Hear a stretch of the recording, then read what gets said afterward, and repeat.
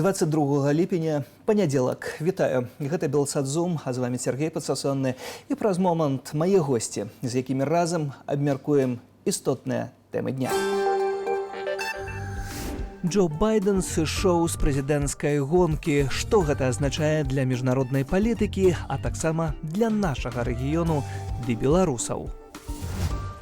Пра жаданне ісці на выбары заявіла віцэ-прэзідэнтка США Камала Гэрыс. Ейную кандыдатуру падтрымаў Байден, але мусіць зацвердзіць дэмакратычная партыя. Дональд Трамп дэкларуе, што пераможа яшчэ лягчэй.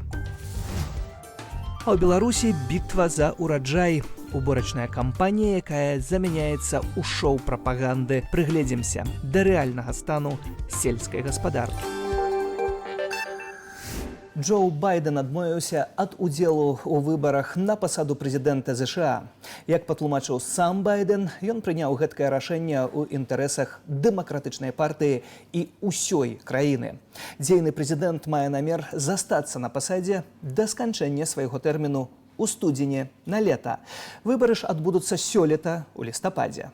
У якасці замены ў выбарчай кампаніі Байден запрапанаваў сваю віцэ-прэзідэнтку Камалу Гэрыс. Тая пагадзілася. Зрэшты, ейную кандыдатуру яшчэ мусяць зацвердзіць на з'ездзе дэмакратычнай партыі, які пройдзе з 19 да 22 жніўня. Цягам апошніх тыдняў дзейны прэзідэнт адчуваў моцны ціск з боку супартыйцаў. Дэмакратаў расчаравалі правальныя тэледэбаты Байдена з кандыдатам ад рэспубліканскай партыі Дональдам Трампам. Дзейны прэзідэнт на іх падаваўся разгубленым. Сітуацыя пагоршылася на саміце НАТО, калі Байден дапусціў некалькі прыкрых агаворак. Напрыклад, назваў Зеленскага Пуціным. Дональд Трамп пасля навінаў аб адмове свайго канкурэнта ад удзелу ў выбарчай кампаніі назваў Байдена, цытата, найгоршым прэзідэнтам за ўсю гісторыю, а таксама выказаў думку, што зможа лёгка перамагчы Гэрыс.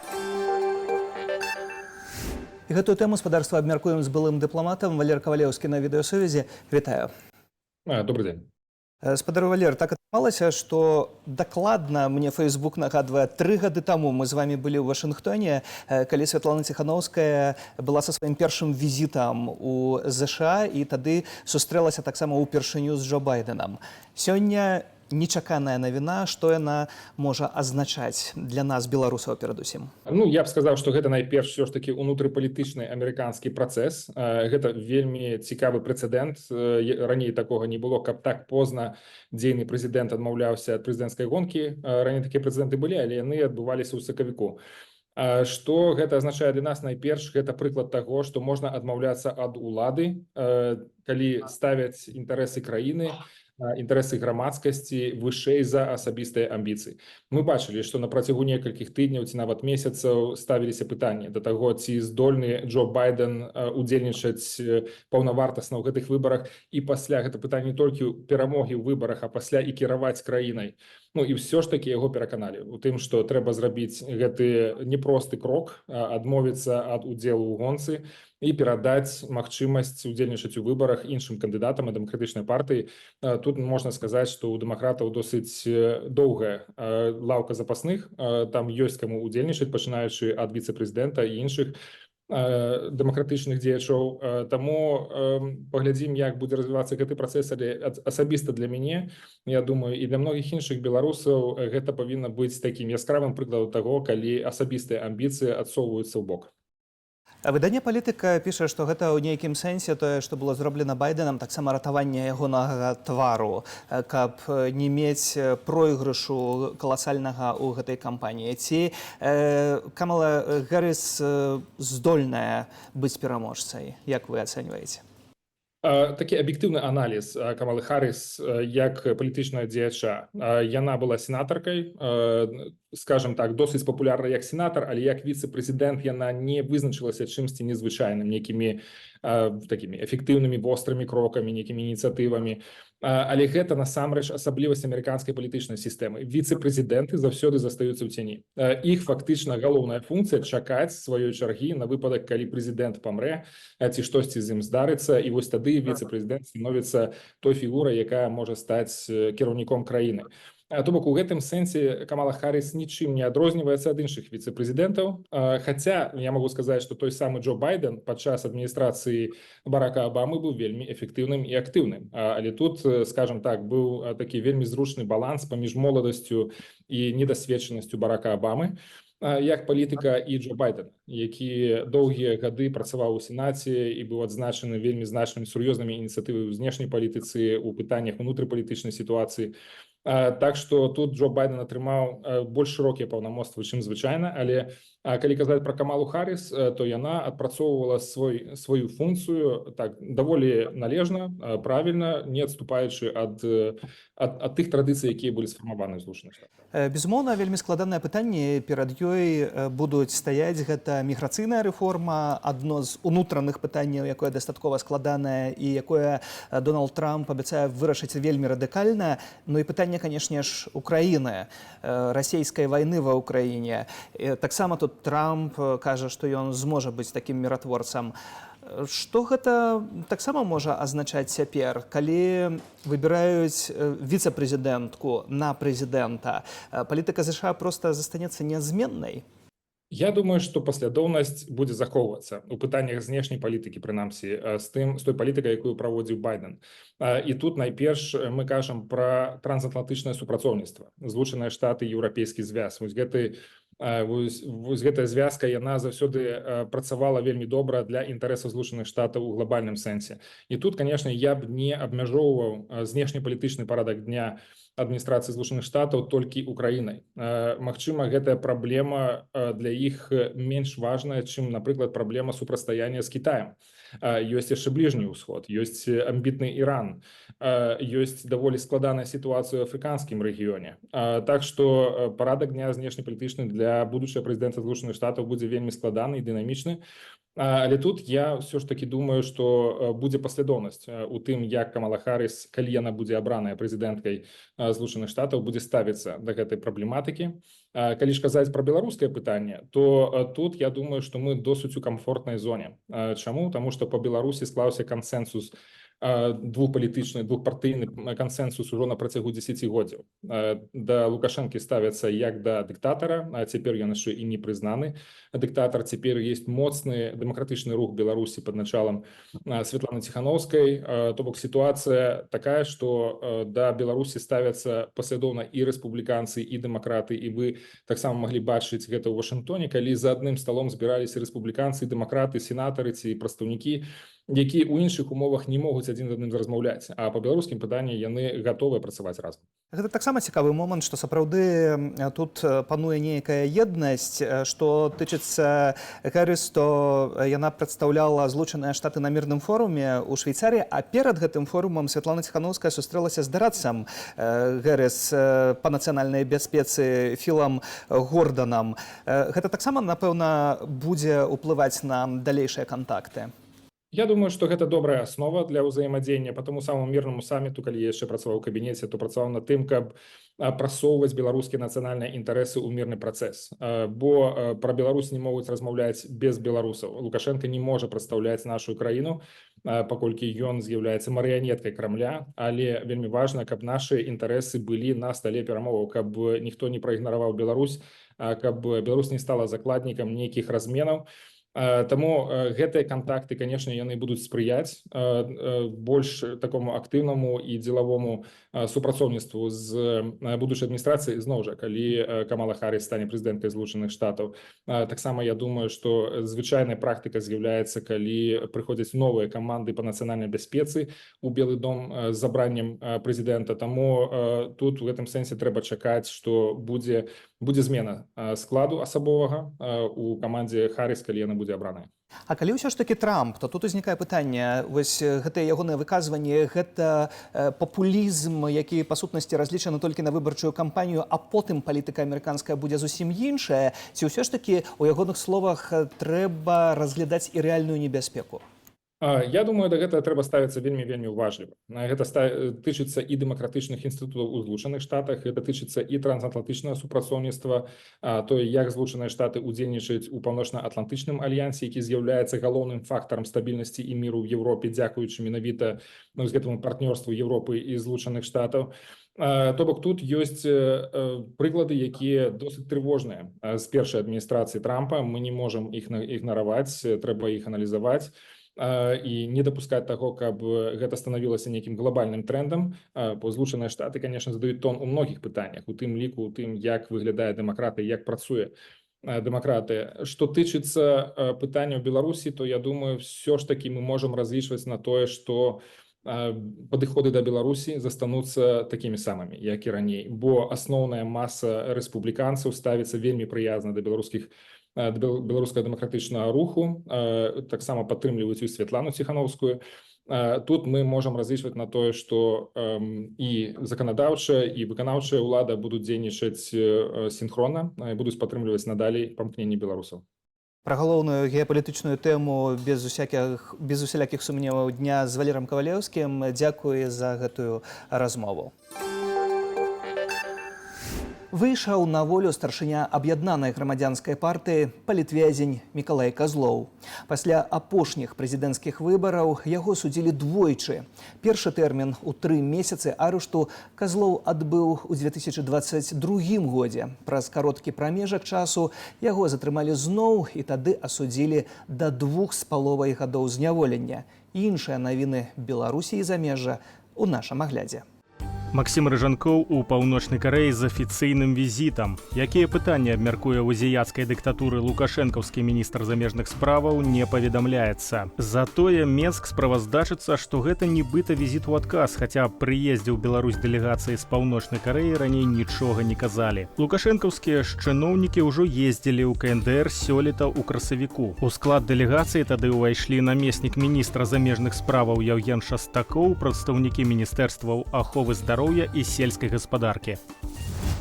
Спыненне гібрыдных нападаў на мяжы, вызваленне асуджаных палякаў ды іншых палітычных вязняў, а таксама выдача забойцы польскага жаўнера. Гэткія ўмовы нармалізацыі стасункаў з уладамі Беларусі агучыў у эфіры радыё Z намеснік міністра замежных справаў Польшчы Анджэй Шэйна. Ён таксама зазначыў, што Варшава разглядае магчымасць закрыцця мяжы для транспартавання грузаў чыгункаю. Прапагандысты распаўсюджваюць дэталі нібыта прыезду ў Беларусь грамадзяніна Нямецчыны Рыка Крыгера, якога месяц таму Менскі абласны суд прыгаварыў да смяротнага пакарання паводле 6 артыкулаў крымінальнага кодексу. Як заявіла Людмила Гладкая з СБ «Беларусь сегодня», Крыгер прыехаў у нашу краіну летась у кастрычніку як турыст. Адкуль прыбыў, не ўдакладняецца, але з сабою яго нібыта былі тэлефоны, БПЛА, а таксама інструкцыі ад СБУ для правядзення выведкі ў Осіповіча. Дэталі і абставіны затрымання Рыка Крыгера дасюль невядомыя. Хваля гарачыні накрыла не толькі краіны Еўропы, але і Азію. Гэтымі днямі ад анамальнага надвор'я моцна цярпяць жыхары Японіі. Слупок тэрмометра ў большасці прэфектураў узняўся да 37 градусаў. У Токіа, каб вытрымаць спякоту, людзі носяць з сабою вентылятары і парасоны. Паніжэнне тэмпературы чакаюць у Японіі толькі ў канцы тыдня. А ў Беларусі працягваецца зацятая бітва за ўраджай. Як справаздачацца, у Міністэрстве сельскай гаспадаркі разам з рапсам сабраныя 3 мільёны 200 тысячаў тоннаў зерня. Ёсць і страты. З пачатку году гарэлі ўжо 10 камбайнаў. Да таго ж не стае працаўнікоў. Толькі ў Гомельскай вобласці пракуратура выявіла нястачу 400 асобаў, у тым ліку 200 камбайнераў. Аграрыям дапамагаюць працаўнікі старонніх арганізацыяў, а таксама вайскоўцы. Ва ўзброеных сілах сфармаваныя 3 зводныя аўтамабільныя ўзводы. За ўраджай змагаюцца таксама службоўцы ўнутраных войскаў. Як справаздачыцца тэлеграм-канал ведомства, салдатаў тэрміновай службы скіравалі з аховы Астравецкай АЭС на працу да камбайнераў. А ўжо цяпер спадарства на відэасувязі Владзімір Кавалкін, эканаміст і кіраўнік праекту «Кошт ураду». Вітаю вас. Добрый день. Спадар Владзімір, увесь час Александр Лукашенко з аднаго боку крычыць, што у нас IT-краіна, а з другога боку нейкая абсалютна абсурдная бітва за ўраджай. Чаму гэтая бітва, гэтак званая, робіцца ўвогуле? Ну, па-першае, таму што, як казаў сам Лукашенко, ён вырас сярод жывёл і кветак, яму гэта падабаецца, ён сам з сельскай мясцовасці, то бок ён робіць тое, да чаго прызвычаюцца, і тое, што яму падабаецца. Вось, а калі чалавек сталее, калі ён становіцца старым, то ён быццам бы ў сваіх думках, у сваіх марах вяртаецца ў дзяцінства у той час, калі яму было вельмі добра, калі ён хварэў, калі смерць была далёка. Вось, я думаю, што гэта такі, па-першае, псіхалагічны эфект, вось, а па-другое, гэта тое, што яму падабаецца рабіць, тое, во што ён любіць укладацца, вось, але беспаспяхова, як мы бачым, все 30 год. Але ўсё ж такі, па сутнасці, можна проста збіраць ураджай. Прапагандзе гэта патрэбна, каб паказаць нейкія не надта добрыя лічбы, не надта добрыя паказнікі, каб увесь час вось гэтая карцінка круцілася, што мы вельмі актыўна працуем, збіраем, там, затрымліваем тых, хто не спраўляецца і гэтак далей. Так, конечно. Гэта картинка такі працяг савецкай прапаганды, калі трэба было даваць вал там, у сельскай гаспадарстве, вал у прамысловасці і так далее. І заўсёды былі перадавікі і былі такія, ведаеце, лузеры. То бок былі тыя, хто працуе добра, і тыя, хто працуе не вельмі добра, і такія вось былі гонкі савецкія. Ну і заўсёды было трэба паказаць, што вось гэта перадавік, а вось гэта лузер. І трэба цягнуцца да перадавікоў і не быць лузерам. Але ўсё ж такі, калі прыгледзецца да рэчаіснасці, атрымліваецца, што Літва, у якой і насельніцтва меншае, і тэрыторыя меншая, значна збірае фактычна такі ж ураджай зазвычай апошнімі гадамі, як Беларусь. Што гэта азначае і з якімі праблемамі сельская гаспадарка сёння сутыкаецца перадусім? Вось гэта азначае розніцу паміж экстэнсіўнай і інтэнсіўнай эканомікай, то бок паміж экстэнсіўнай савецкай і інтэнсіўнай капіталістычнай.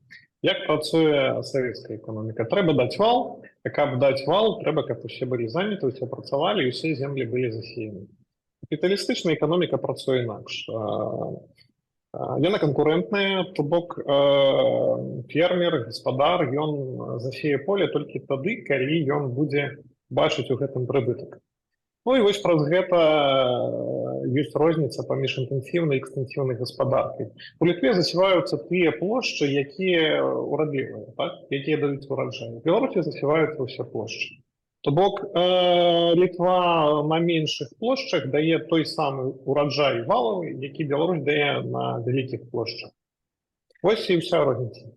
Пры гэтым тыя ж расейцы, якія прыязджаюць у Беларусь, едуць па шашы аўтамі ці там цягніком і кажуць, ну вось у Беларусі парадак, засеяныя ўсе палі не тое, што ў нас. Конечно. Гэта выглядае прыгожа, быццам бы гаспадарка развіваецца, быццам бы ўсё добра, быццам бы ўсе людзі працуюць, але насамрэч эфектыўнасць вельмі нізкая. Чаму яна вельмі нізкая? Таму што засяваюцца ўсе палі, а не тыя, якія даюць максімальны ўраджай. У Літве, напрыклад, вы можете ехаць і не бачыць засеяных палёў. Чаму? Таму што там поле неўрадлівае, там няма профіту ад таго, каб засеяць тое поле. Ось. Ну і яго ніхто не засейвае, але тое поле, якое засеяна, яно дае там у 3-4-5 разоў больше ураджай, чым у сярэднім па Беларусі. Так працуе капіталістычная эканоміка. Ты павінен укласці мінімум грошай, каб атрымаць максімум прыбытку. Вось, і гэта галоўны прыбытак. А у сацыялістычнай, у такой больш камуністычнай эканоміцы галоўнае засеяць усё, каб усе былі пры справе, каб усе працавалі і паказаць нейкі вал. Вось, і агулам вал атрымліваецца такі самы ў Беларусі, як і ў Літве. Але ў Літве адбываецца інтэнсіўнае развіццё сельскай гаспадаркі. То бок з квадратнага метра яна дае больш, чым у Беларусі ў сярэднім. Эканаміст Ярослаў Романчук неаднаразова мне ў размовах гаварыў пра тое, што сельская гаспадарка ў Беларусі агулам з'яўляецца стратным сектарам. І тое, што вы кажаце, таксама гэта хіба ўкладаецца ў гэтую думку. Чаму служыць у такім выпадку гэта стратная гаспадарка? Бо зазвычай ўсё ж такі гаспадарка накіраваная на тое, каб прыносіць нейкія прыбыткі, а не быць стратнай. Перш за ўсё яно служыць для таго, каб даваць вал. Каб даваць вал зерня, каб даваць вал мяса, каб даваць вал малака і гэтак далей. Бок там першаснае не прыбытак, а даць вал. Вось калі ты даеш вал, то гэта з пункту гледжання такой сацыялістычнай гаспадаркі гэта добра. А колькі ты туда уклаў, каб даць гэты вал, гэта ўжо невялікае значэнне мае для вось такіх чырвоных дырэктароў, чырвоных калгаснікаў і так далей. Любой цаной даць вал. Пры гэтым таксама не хапае працоўных рук. Калі паглядзець на лічбы, то толькі ў Гомельскай вобласці, напрыклад, не хапае 400 асобаў у сельскай гаспадарцы, 200 камбайнераў. Гэта вельмі сур'ёзная лічба. Канешне, а навошта працаваць беларускаму камбайнеру ў Беларусі, калі ён можа сесть на фуру і паехаць і зарабляць іншыя грошы на той самай фуры у Еўразвязе, напрыклад. Людзі заўсёды выбіраюць тое, што ім падабаецца больш, тое, што больш прыбытковае. Ёсць частка людзей, якія паехаць не могуць. Ну, не ведаю, можа, сваякі хварэюць, можа, чалавек так прызвычаюся жыць, што не хоча нікуды ехаць, яму не патрэбны вялікія грошы, абы заставацца на месцы. Ну, такі чалавек застанецца і будзе працаваць камбайнерам у Беларусі. А ёсць людзі, якія прагнуць больш грошай, нейкага развіцця. Яны з'язджаюць. Ну і чым больш вось гэтая розніца паміж заробкам камбайнера ў Беларусі і кіроўцай фуры дзесьці там у Еўразвязе, тым больш людзей падымаецца вось і едзе працаваць кудысьці туды ў Еўразвяз. Слухайце, яшчэ адзін такі момант. Як толькі пачынаецца гэтая бітва, так званая за ўраджай, так мы чуем фактычна штодня, я читаю гэтыя навіны, тут згарэў трактар, тут згарэў камбайн, тут згарэла нейкая тэхніка. Чаму так адбываецца? Ці гэта нейкая перапрацоўка гэтай тэхнікі, ці гэта дрэнная якасць гэтай тэхнікі? У чым праблема? Некалькі праблемаў. Першая праблема – гэта недагледжанасць, бо заўсёды, калі заробкі малыя, то і працаўнікі ставяцца да сваёй працы адпаведна заробкаў, як кажуць. Ось. Па-другое, звычайна гарыць гэта беларуская тэхніка, ось, гэта не нямецкія класы, гэта беларускія камбайны, беларускія аўтобусы і гэтак далей. Чаму? Таму што замест камплектуючых, якія 4-5 год таму пакупалі на захадзе, альбо ў Кітаі, але заходнія распрацоўкі зараз закупаюць самае таннае кітайскае, па-першае, праз санкцыі, а па-другое, праз таннасць. Ну і гэта таннае яно гарыць. Ось. То бок плохо дагледжваюць і закупаюць найбольш танныя камплектуючыя, запчасткі і так далей. Пра што і гарыць. Напрыканцы нашай размовы, ці нейкі аптымізм, нейкае святло ў гэтым тунэлі? Як зрабіць сельскую гаспадарку паспяховай? Якія рады? Даволі проста, зрабіць яе капіталістычнай. І пачне працаваць рынок, пачне працаваць канкурэнцыя, і стратныя калгасы яны проста закроюцца, але прыбытковыя фермеры, прыбытковыя нават калгасы, ёсць і дзяржаўныя калгасы прыбытковыя, яны альбо разовьюцца, альбо будуць зарабляць больш грошай, а можа быць на гэтыя грошы і скупяць тыя самыя гаспадаркі, якія стратныя. І не будзе патрэбы далучаць гэтыя стратныя гаспадаркі да прыбытковых. Ось. Прыбытковыя, калі пабачаць нейкую выгаду, яны самі іх выкупяць. І тут не трэба ні нарадаў, ні селектараў, нічаго такога, тут сам рынок адпрацуе добра. Кажа гаспадарства эканаміст Владзімір Кавалкін, кіраўнік праекту «Кошт ураду». Дзякуй за гэтую размову. Гэта быў Белсат Зум, Сергей Падсасонны. Дзякуй, што вы з намі. Добрага вечара. Да сустрэчы.